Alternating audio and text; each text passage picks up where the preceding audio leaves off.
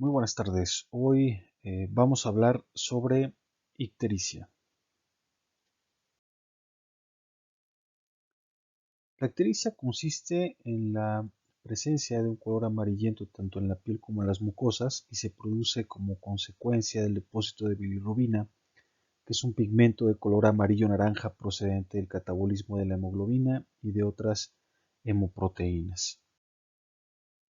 Respecto a la fisiopatología, eh, la bilirrubina formada en el sistema retículo endotelial se transporta al polo sinusoidal del hepatocito, unida de forma reversible a la albúmina, y constituye la fracción no conjugada. Una vez que ésta es captada por el hepatocito, sufre un proceso de transporte y conjugación con el ácido glucurónico para hacerla más hidrosoluble y se constituye la fracción conjugada de la bilirrubina. Esta fracción pasa a la bilis mediante un sistema de transporte activo con consumo de energía. La captación, el transporte intracelular y la excreción biliar de la bilirrubina se realizan con el concurso de diferentes transportadores. La alteración de estos transportadores y algunos defectos genéticos son los responsables de las hiperbilirrubinemias. La bilirrubina conjugada que llega al intestino se desconjuga por acción de las glucoridasas bacterianas en el hilo terminal y en el colon. La bilirrubina se transforma en urobilinógeno que se excreta por las heces, aunque una parte sufre una circulación enterohepática y se elimina por el riñón. Cuando hay un aumento de bilirrubina conjugada, esta fracción al ser hidrosoluble se elimina en parte por el riñón.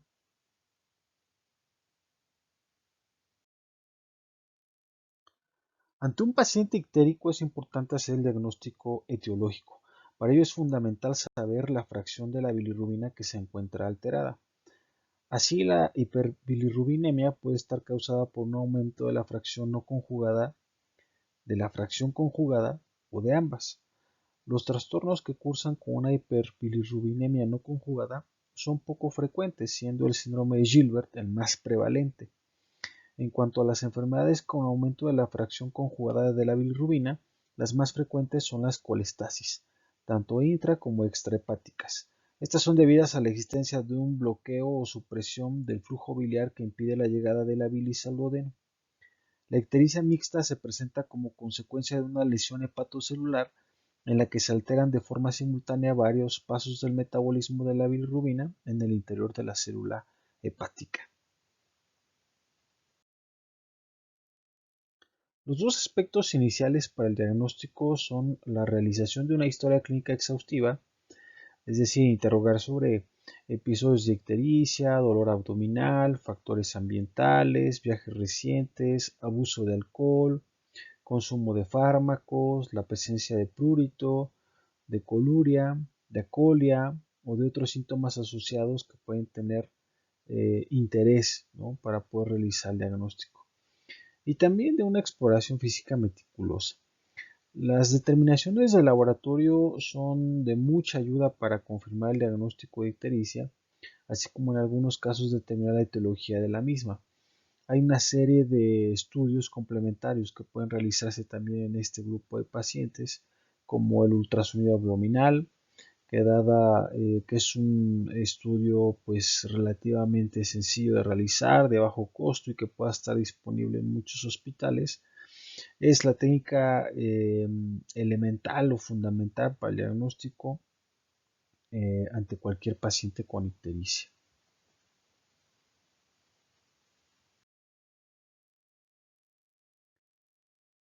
La ictericia constituye la traducción clínica de la acumulación de pigmento biliar en el organismo que confiere a la piel y a las mucosas una coloración amarillenta. Su aparición es siempre consecutiva a una alteración del metabolismo de la bilirrubina y se detecta cuando su concentración plasmática es superior a 2 miligramos sobre decilitro. Cuando es incipiente se detecta mejor en el paladar o en la conjuntiva.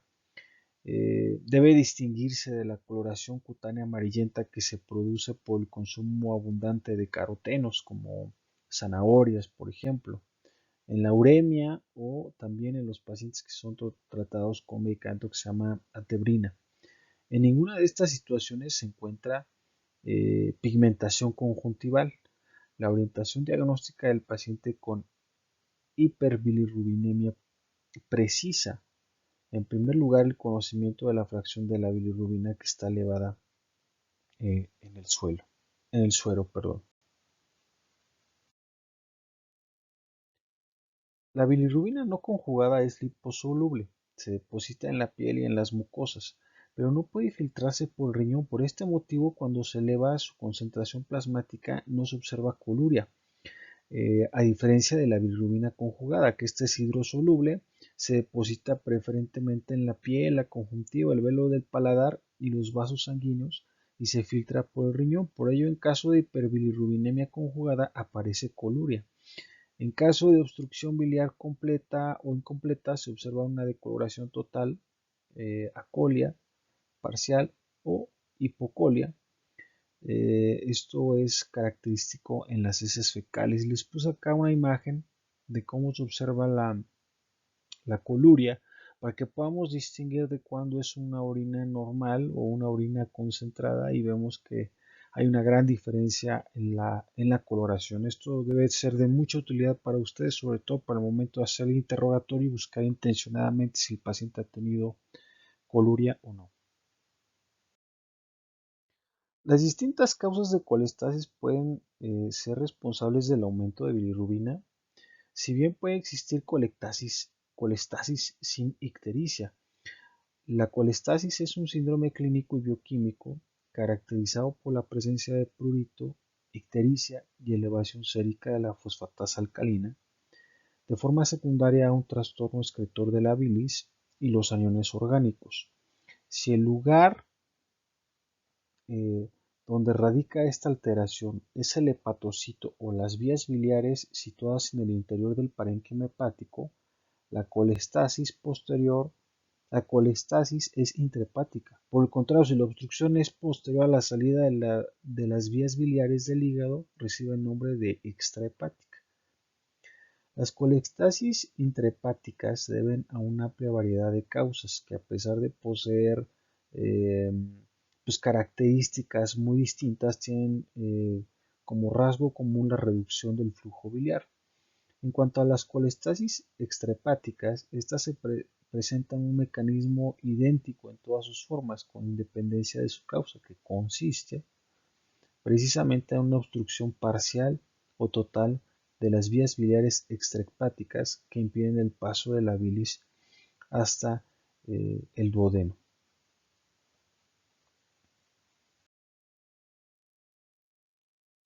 Bueno, el término ictericia incluye todas las entidades nosológicas debidas exclusivamente a un trastorno del metabolismo de la bilirrubina. Y aquí podemos ver, tanto en esta tabla, cómo se clasifican las ictericias, ¿no? Ictericias por aumento de la bilirrubina no conjugada, por aumento de la producción de la bilirrubina, por hemólisis, por eritropoiesis ineficaz, por alteración de la conjugación de la bilirrubina, por enfermedad de Gilbert, por Klinger-Najar. ¿No?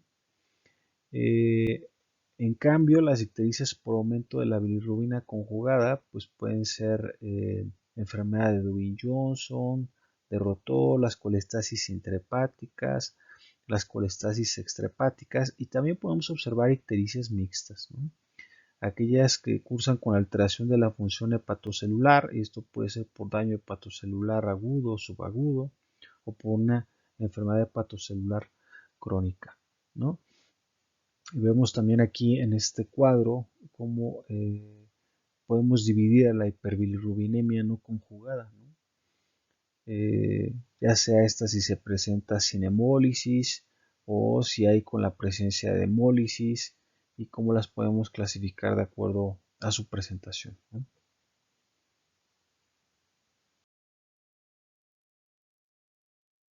Y vamos a ver ahora parte justamente de estas ictericias por aumento de la bilirrubina no conjugada, ¿no? Lo primero que vamos a ver es el síndrome hemolítico. En la hemólisis existe un exceso de producción de bilirrubina no conjugada debido a la destrucción intravascular o extravascular de las hematis circulantes. Los valores de bilirrubina no suelen superar los 4 miligramos sobre decilitro. El diagnóstico suele ser relativamente fácil en presencia de anemia, de la elevación de los reticulocitos en la sangre, de hipersideremia, de disminución de los valores plasmáticos de aptoglobina, de proliferación de eritroblástica de la médula ósea y por la vida media de las hematis acortadas. Hay que recordar que la vida media de las células rojas es de 120 días aproximadamente. Las transfusiones de grandes cantidades de sangre o la reabsorción de hematomas también pueden ocasionar hiperbilirrubinemia no conjugada. Con respecto a la eritropoiesis ineficaz, este es un trastorno muy poco frecuente y es causado por la destrucción de los precursores de las hematis en el interior de la médula ósea, lo que determina un aumento en la producción de bilirrubina no conjugada. El diagnóstico se basa en la normalidad de la vida media de las hematis, el aumento de la sideremia y la aceleración del ciclo metabólico del hierro. Otro padecimiento caracterizado por una ictericia con aumento de la bilirrubina no conjugada es la enfermedad de Crigler-Najjar. Esta es una enfermedad que es de herencia autosómica recesiva y es poco frecuente. La clínica se inicia en los primeros días después del nacimiento y cursa con una intensa hiperbilirrubinemia no conjugada, que es debido a un déficit muy importante de una glucuroniltransferasa, que es la enzima responsable de la conjugación de la bilirrubina. Y este déficit puede ser absoluto, como ocurre en el Crigler-Najjar tipo 1, o parcial, como ocurre en la enfermedad Crigler-Najjar tipo 2, ¿no? Entonces, en la tipo 1, esta se debe a una mutación de la glucuroniltransferasa que ocasiona una completa inactividad de la enzima. Por consiguiente, no se detecta bilirrubina conjugada ni en la bilis ni en la sangre. Los pacientes alcanzan cifras elevadísimas de bilirrubina no conjugada de hasta 30 miligramos sobre decilitro. Generalmente son pacientes que suelen fallecer antes del primer año de vida, afectados de ictericia nuclear o kernícteros. A diferencia de los pacientes portadores de Crigler-Najjar tipo 2, esta es más benigna que la de tipo 1 y los pacientes pueden alcanzar hasta la vida adulta. La actividad de la glucuroniltransferasa está muy reducida en el hígado y aunque está presente no puede detectarse en los exámenes bioquímicos habituales. Esta enfermedad no es siempre benigna, por lo que estos pacientes deben ser tratados con fenobarbital, con una eficacia excelente. Ya hay ahora otros tratamientos también para esto. Se suele utilizar también fototerapia para mantener las concentraciones de bilirrubina no conjugada por debajo de 26 miligramos sobre decilitro y así evitar el desarrollo de trastornos neurológicos severos por esta afección. Otro trastorno es el síndrome de Gilbert y este es un trastorno familiar, es benigno, con un aumento muy moderado de la bilirrubina no conjugada, generalmente no suele superar los 5 miligramos sobre decilitro, no cursa con hemólisis y la función y la biopsia hepática son absolutamente normales. Es muy frecuente, puede afectar hasta el 5% de la población en general, se hereda de forma autosómica recesiva y se ha imputado una mutación en el gen promotor de la glucuroniltransferasa que lo que hace es ocasiona un descenso notable en la actividad de esta enzima. Sin embargo, deben existir otros factores implicados en la patogenia, ya que el número de homocigotos de esta mutación es muy superior al de pacientes que expresan la enfermedad. La sospecha diagnóstica se establece tras una exploración médica de rutina o cuando se realizan análisis de sangre por cualquier otro motivo y suele ser un hallazgo. La ictericia es muy moderada, suele presentarse de forma intermitente y puede ser más evidente durante un proceso infeccioso, durante el embarazo o incluso durante la menstruación. El ayuno prolongado favorece el aumento de la bilirrubina no conjugada. El diagnóstico se basa en el aumento moderado de la bilirrubina no conjugada, la ausencia de hemólisis y la normalidad rigurosa de la función hepática. Se puede confirmar mediante una prueba de ayuno de 24 horas, de ayuno completo, en la que se observa un aumento de la bilirrubina no conjugada del 50% por encima del valor basal. Y bueno, este cuadro nos ayuda a mostrar cómo se clasifican las icterícias por aumento de la bilirrubina conjugada. Y en muchos de estos casos, algo que nos va a ayudar a hacer el diagnóstico es un ultrasonido abdominal, ¿no? Entonces aquí las vamos a dividir en si hay colestasis o no hay colestasis, y en caso de que haya colestasis tenemos que definir si esta es intrahepática o extrahepática. En el caso de que no haya colestasis, hay algunos estudios que nos pueden ayudar para diferenciar si estamos hablando de enfermedad de Dubin-Johnson o de enfermedad de Rotor, ¿no? El síndrome de Dubin-Johnson es poco frecuente. Se da de forma autosómica recesiva y consiste en un defecto hereditario del transporte intrahepatocitario de la bilirrubina conjugada y de la bromosulfataleína, así como una alteración del metabolismo de las coproporfirinas, que es la excreción urinaria del 90% del isómero I. Hay una mutación en el gen responsable del transporte de la bilirrubina y otros anionios orgánicos a través de la membrana canalicular del hepatocito. Los valores plasmáticos de bilirrubina conjugada van a oscilar entre el 2 y 5 miligramos sobre decilitro, siendo las pruebas de función hepática completamente normales. Eh, el aclaramiento de la bromosultaleína es muy característico de la enfermedad y permite ayudarnos a establecer el diagnóstico. La biopsia hepática no suele ser necesaria. En caso de realizarla, presenta un típico pigmento negruzco centrolobulillar, ¿no? Así como se ve en la imagen. Realmente es un hígado que se ve oscuro.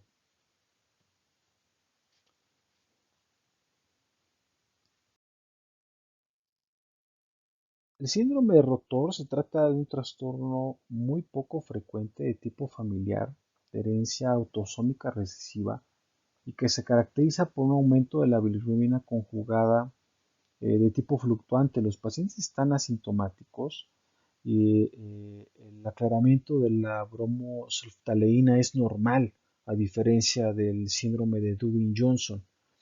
Existe un incremento en la eliminación urinaria de coproporfirinas con un ligero aumento de la proporción del isómero I frente al isómero. eh, Vemos aquí en el cuadro justamente la diferencia entre el síndrome de Dubin-Johnson y el síndrome de Rotor, ¿no? Vemos ahí cómo característicamente ya están identificados los genes alterados en estos padecimientos. Vemos cómo puede haber una diferencia con respecto a la presencia o no de ictericia, ¿no? Como en el caso de Rotor, esta puede ser fluctuante. Eh, Vemos las características del hígado a la inspección, ¿no? Que característicamente un hígado oscuro en el síndrome de Dubin-Johnson y que las dos son además de pronóstico benigno. Sobre las colestasis, todas las causas de colestasis también pueden ser responsables del aumento de la bilirrubina conjugada. Clínicamente la colestasis suele manifestarse por la presencia de ictericia, de coluria, de acolia y ocasionalmente de prurito intenso. En el suero se detecta un aumento de sales biliares, la bilirrubina conjugada, la fosfatasa alcalina, la gamma-glutamiltransferasa, la 5-nucleotidasa, el colesterol total y el esterificado. Según la localización, las colestasis se dividen en intrahepáticas o extrahepáticas.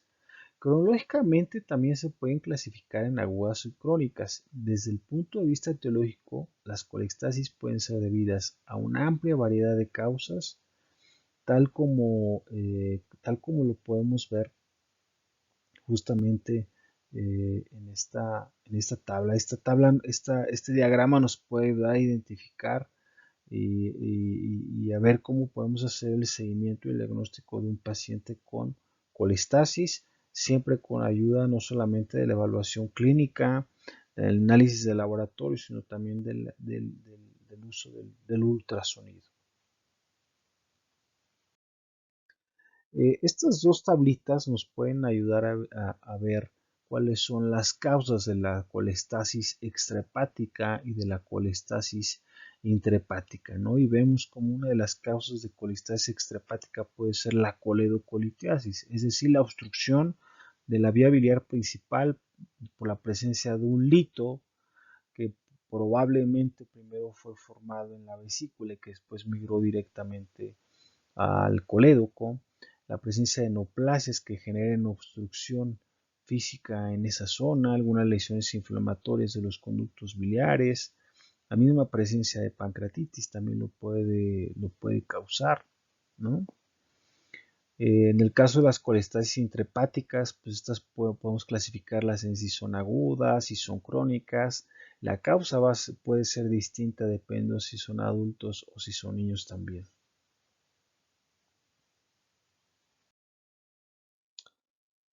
Sobre la ictericia mixta, la hiperbilirrubinemia mixta se presenta como consecuencia de una lesión hepatocelular en la que se alteran de forma simultánea varios pasos del metabolismo de la bilirrubina en el interior de la célula hepática. Así se pueden alterar la captación, la conjugación y la excreción de la bilirrubina, por lo que se produce un aumento de bilirrubina conjugada y no conjugada. En estos pacientes la alteración de la función hepatocelular puede ser aguda o subaguda o bien pues también puede presentarse de forma crónica. Habitualmente la hiperbilirrubinemia que se observa en las enfermedades hepatocelulares siempre va acompañada de una alteración de las pruebas hepáticas, particularmente de las transaminasas. Los pacientes con lesiones agudas o subagudas suelen presentar malestar general, un valor de las transaminasas superior a 10 veces el valor normal, una moderada elevación de las enzimas de colestasis. En estos casos las cifras de bilirrubina pueden ser muy variables. Las causas más frecuentes de lesión hepatocelular aguda son las hepatitis virales o tóxicas. En las enfermedades hepáticas crónicas como la hepatitis crónica y la cirrosis hepática de cualquier etiología, la presencia de hiperbilirrubinemia indica un fallo hepatocelular y la cifra de bilirrubina suele estar en relación con el grado de insuficiencia hepática. En estos casos, la hiperbilirrubinemia se acompaña de otras alteraciones como la hipertransaminasemia, hipoalbuminemia, puede haber aumento de las gamaglobulinas, alargamiento del tiempo de protombina que no mejora con la administración de vitamina K, signos de hiperesplenismo, ¿no? Que junto con algunos datos clínicos y ecográficos nos pueden ayudar a establecer propiamente el diagnóstico, que en algunos casos puede requerirse la confirmación con la práctica de una biopsia hepática.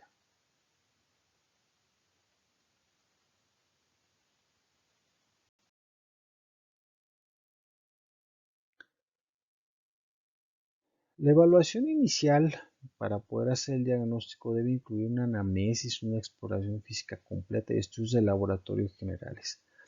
Dada el amplio uso del ultrasonido abdominal, este se incluye como parte del protocolo en la mayoría de los casos de forma inicial y a partir de estos datos, de los datos obtenidos a través de esto, pues bueno, ya puede uno sospechar algún diagnóstico o en algunos casos pueden requerirse de otros estudios mucho más sofisticados. Sobre la anamnesis, bueno, la forma de presentación de la ictericia puede darnos mucha información sobre el diagnóstico, ¿no? Por ejemplo, en las hepatitis agudos suele ser de presencia, suele ser brusca, progresiva. En la coledocolitiasis suele ser brusca y oscilar En las colestasis crónicas, como en la cirrosis biliar primaria o en la colangitis esclerosante primaria, puede ser de progresión muy lenta, y en las neoplasias, por ejemplo, de cabeza de páncreas, puede presentarse la ictericia de forma relativamente rápida. La coluria, esta indica la existencia de una hiperbilirrubinemia conjugada.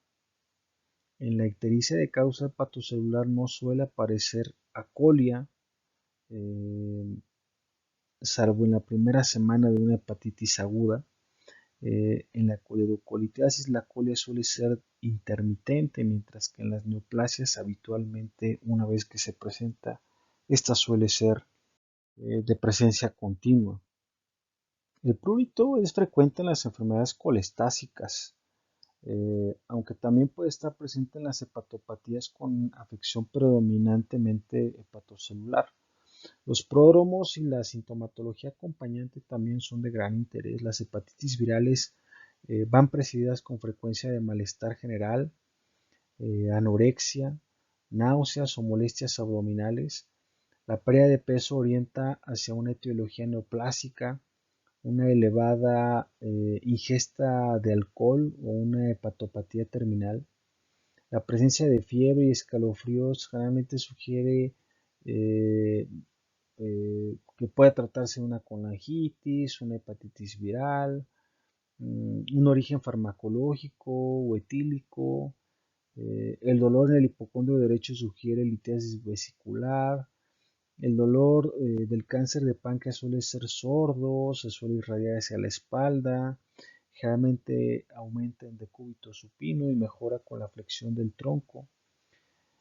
Y la asociación de urticaria debe hacer sospechar la posibilidad de hidatidosis hepática complicada.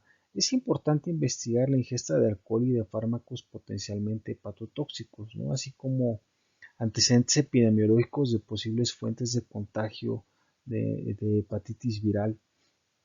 El antecedente de otros fenómenos que puedan ser autoinmunes debe hacer pensar en una hepatitis autoinmune o una cirrosis biliar primaria.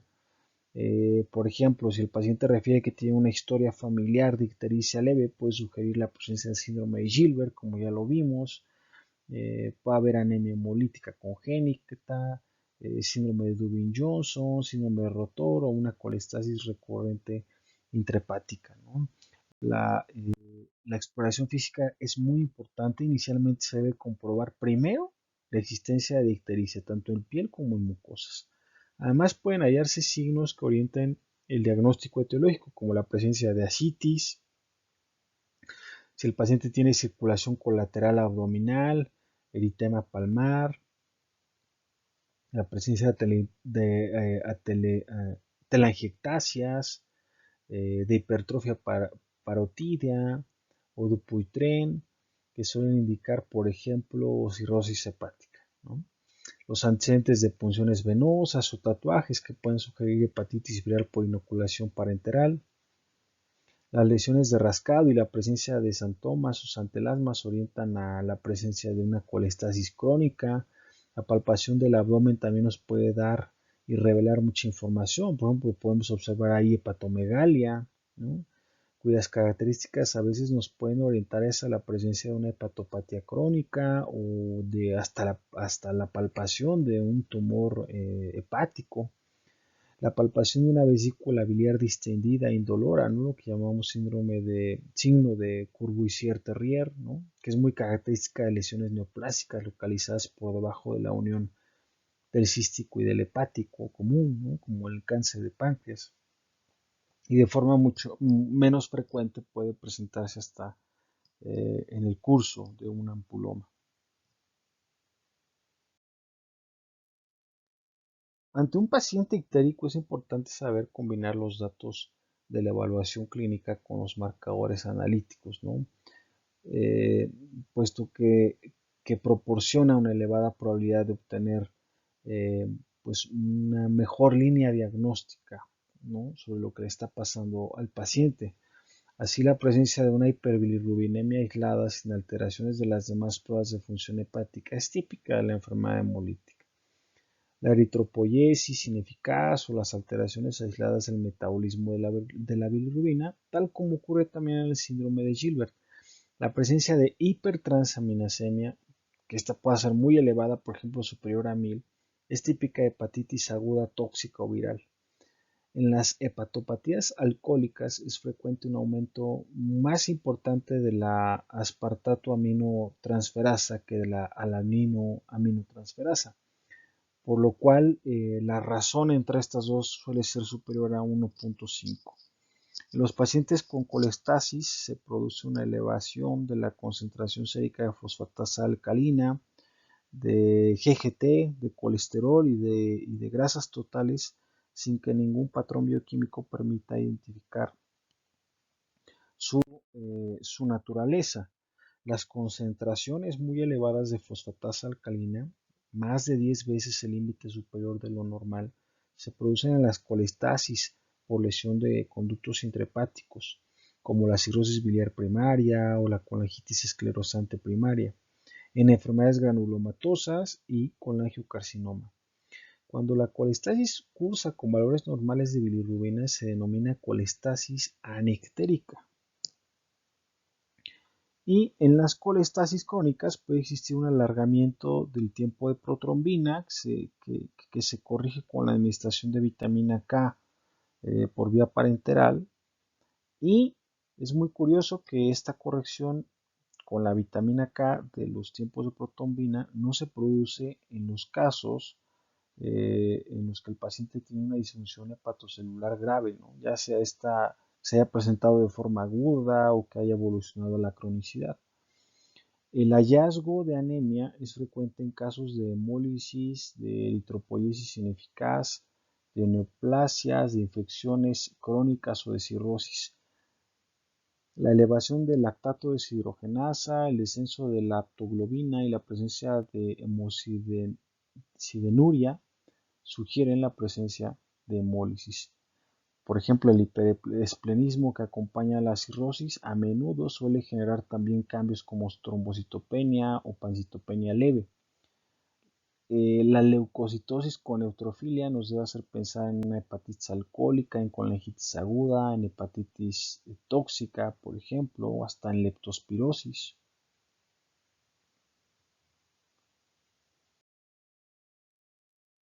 En función de la sospecha clínica se deben solicitar otras determinaciones analíticas específicas, ¿no? Por ejemplo, la serología de los virus de la hepatitis A, B, C, D, este, por ejemplo, eh, anticuerpos antitisulares, ¿no? Más del 90% de los pacientes con cirrosis biliar primaria presentan anticuerpos antimitocondriales en suero.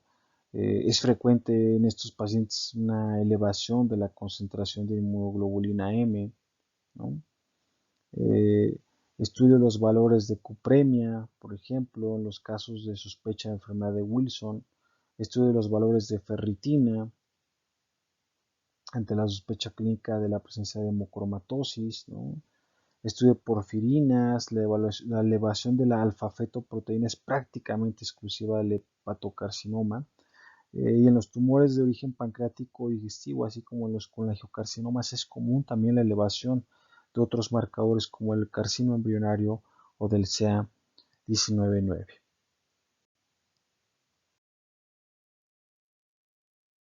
Existen algunos estudios que pueden solicitarse, ya lo hemos mencionado, y uno de ellos suele ser el ultrasonido abdominal. El ultrasonido es pues, un estudio que se hace de forma relativamente rápida.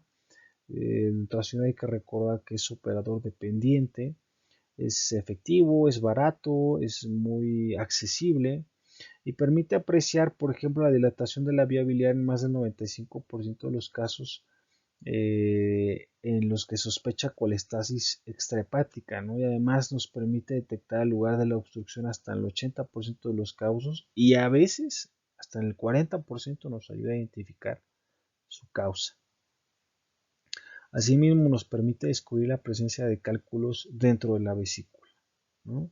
El patrón ecográfico del hígado puede sugerir la presencia de hepatitis crónica, de cirrosis, puede detectar metástasis u otras lesiones focales. Y actualmente tenemos también ya un método de estudio que es menos disponible que el ultrasonido abdominal habitual, que es el ultrasonido endoscópico, el cual permite hacer una identificación mucho más especializada de algunas alteraciones, sobre todo, por ejemplo, el diagnóstico de ampulomas, el diagnóstico de algunos tumores, puede ayudarnos a resolver cuando hay dudas con respecto a la obstrucción de uno de estos conductos.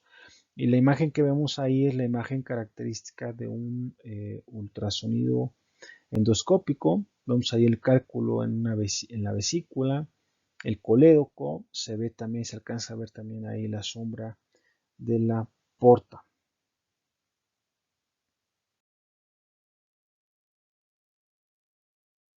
Hay otros estudios que pueden realizarse como la tomografía computarizada. Esta nos permite descubrir la dilatación de la vía biliar en más del 95% de los casos. Hay que saber que la tomografía no es el mejor estudio para observar vesícula y vía biliar, pero sí puede ser mejor que el ultrasonido para localizar dónde está la obstrucción y sí nos puede enseñar cuál es la causa de esta obstrucción, ¿no?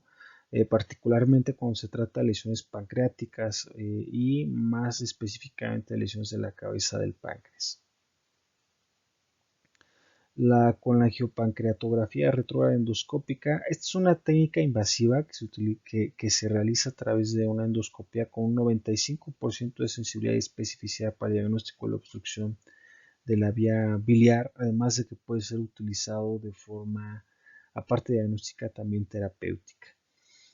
Otro estudio que puede hacerse es la colangiografía por resonancia magnética, y esta nos permite ver mucho más específicamente que el ultrasonido el sitio de una obstrucción. Por ejemplo, lo que vemos ahorita en la imagen en la diapositiva es justamente una imagen de una colangioresonancia magnética, donde la flecha amarilla nos señala un lito dentro de la vesícula y las flechas azules nos señalan dos litos dentro de la vía biliar principal con la consecuente dilatación de esta vía, ¿no?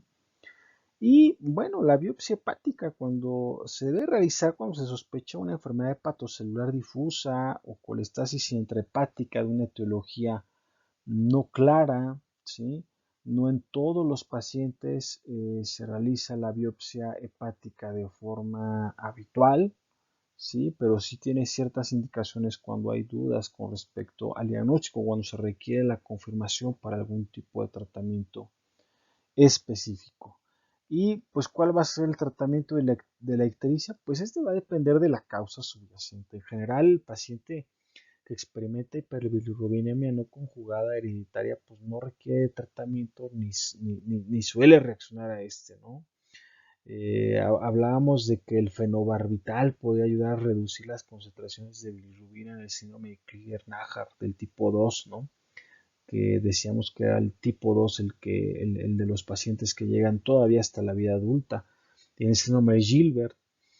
La hemólisis puede ceder al interrumpirse la medicación que está produciendo el problema, o con el tratamiento a base de esteroides, algún proceso autoinmunitario subyacente. En el paciente que experimenta obstrucción de las vías biliares, el tratamiento consiste en drenar la bilis desde arriba del sitio por donde está bloqueado para poder aliviar el prurito, disminuir el riesgo de complicaciones y eliminar la causa de la obstrucción. Esto puede realizarse a través de una colestectomía laparoscópica con exploración del colédoco o propiamente a través de la CEPRE, como lo mencionábamos ahorita. Vaya, el tratamiento va a depender de cuál sea la causa subyacente identificada de ictericia. ¿Mm? Espero que la presentación haya sido de utilidad. Muchísimas gracias. Buenas tardes.